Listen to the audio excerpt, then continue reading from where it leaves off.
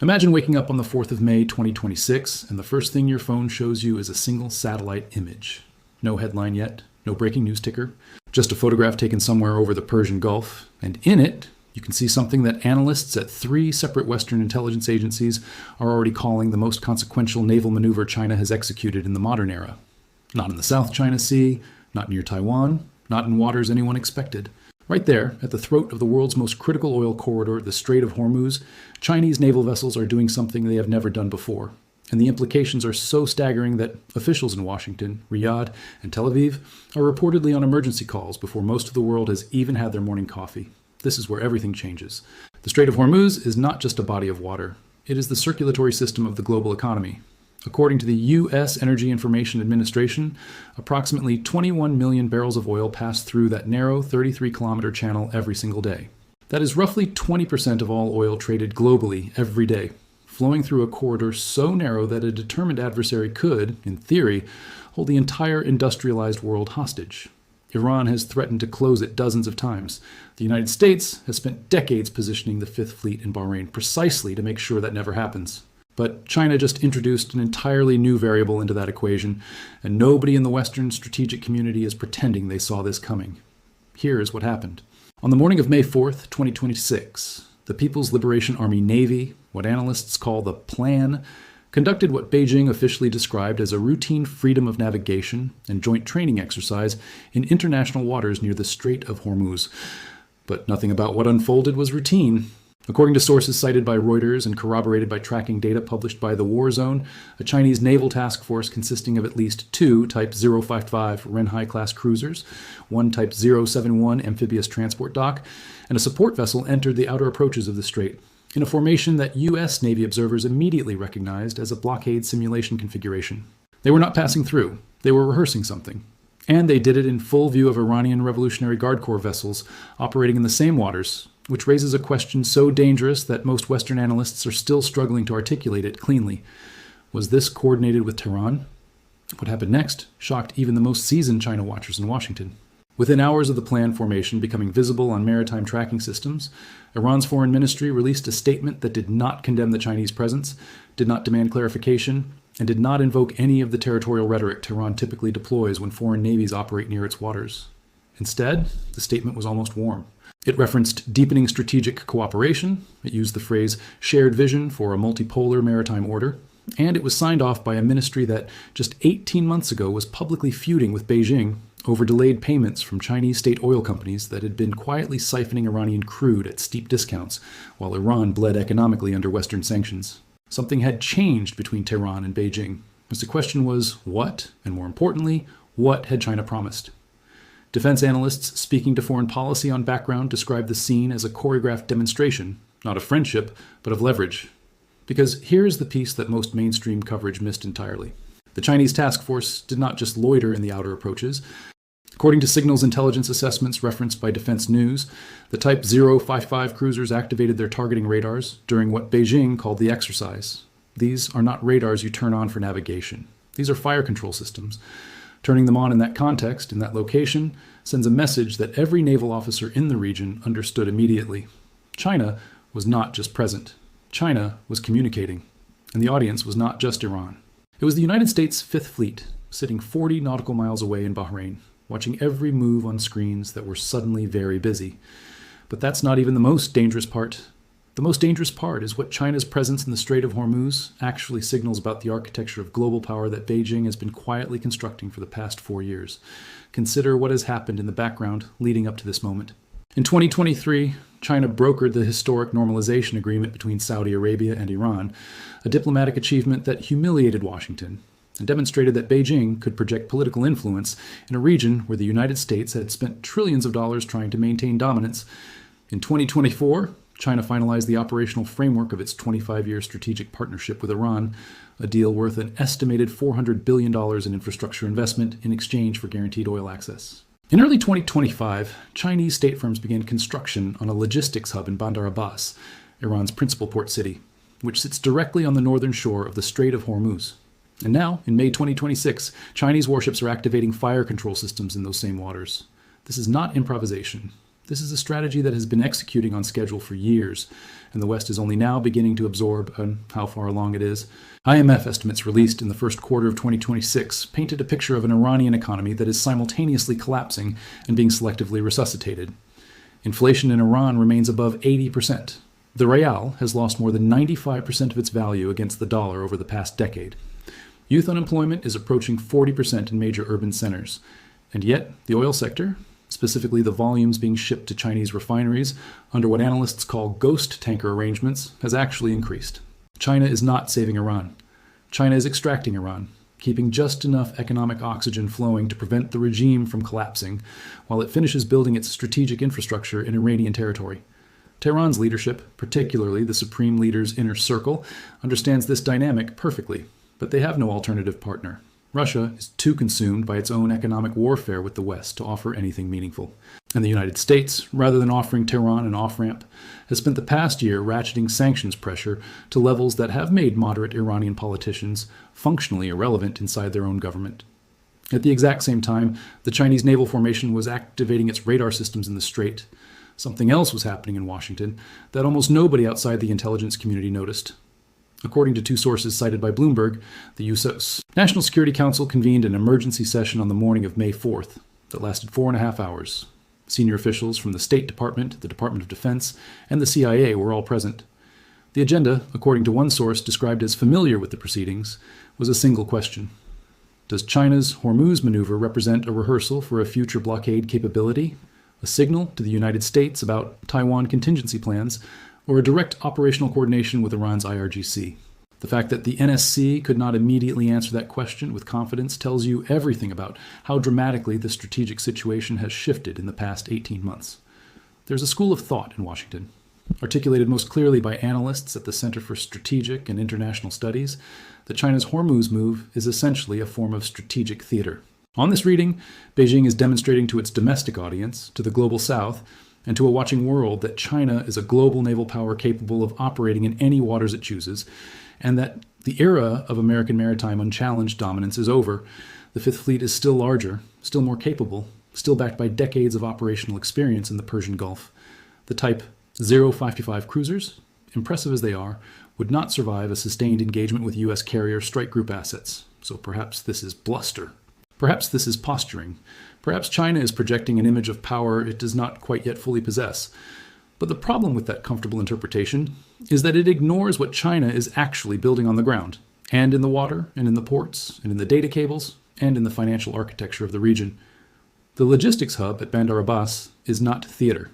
The 25-year supply agreement guaranteeing China access to Iranian oil, regardless of Western sanctions, is not theater.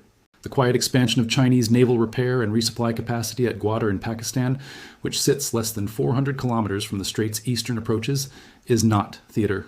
When you connect those dots, the picture that emerges is not of a country performing global power. It is a country that is methodically constructing the physical and logistical infrastructure needed to make its presence in these waters permanent, sustainable, and eventually, on its own terms, decisive. This is where the Iranian dimension becomes genuinely alarming, because Iran is not a passive actor in this story. Inside the Islamic Republic right now, there is a factional war being fought over the question of how deeply Tehran should allow Beijing to embed itself in Iranian strategic infrastructure. The pragmatist faction, centered around figures in the foreign ministry and parts of the Rouhani-era technocratic establishment that survived into the current government, argues that China is simply the most viable economic lifeline available, and that Iran must extract maximum benefit from the relationship while maintaining enough strategic autonomy to eventually negotiate with the West when conditions improve. The hardliner faction, anchored in the Revolutionary Guards and the most ideologically rigid elements of the clerical establishment, sees the Chinese relationship differently. They see it as validation. They see Beijing's willingness to publicly operate warships in the Strait of Hormuz, waters that Tehran has always jealously regarded as its own strategic sphere, as evidence that the axis of resistance they have preached for decades is materializing into something real, something with aircraft carriers and radar systems and the world's second-largest economy behind it.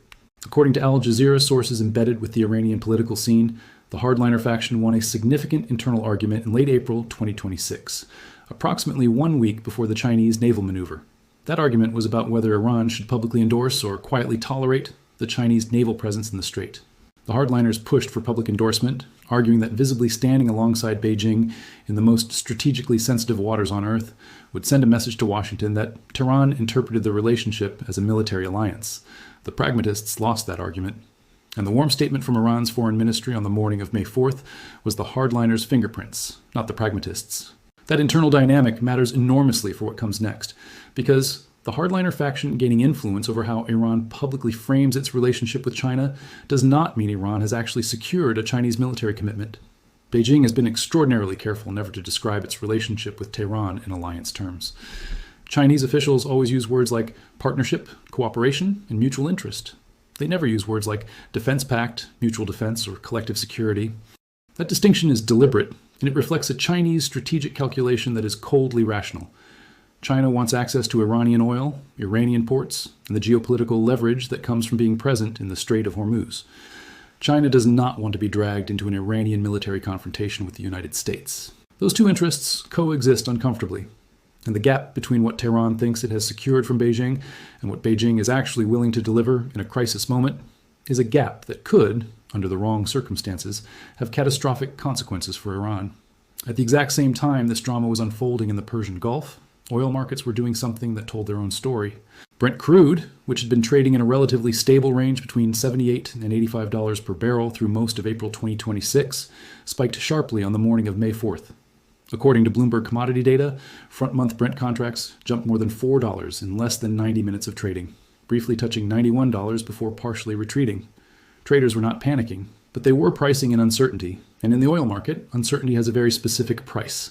Shipping insurance rates for tankers transiting the Strait of Hormuz, which had already been elevated due to previous IRGC harassment incidents, moved sharply higher. Lloyd's of London market sources told Reuters that war risk premiums for Hormuz transit were approaching levels not seen since the tanker war incidents of the late 1980s.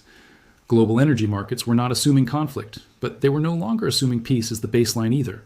The United States' response to all of this unfolding in real time was calibrated in a way that suggested Washington was several steps ahead in at least one dimension of this crisis. The Fifth Fleet issued a statement that was notable primarily for what it did not say. It did not accuse China of provocation. It did not invoke freedom of navigation language in a confrontational way.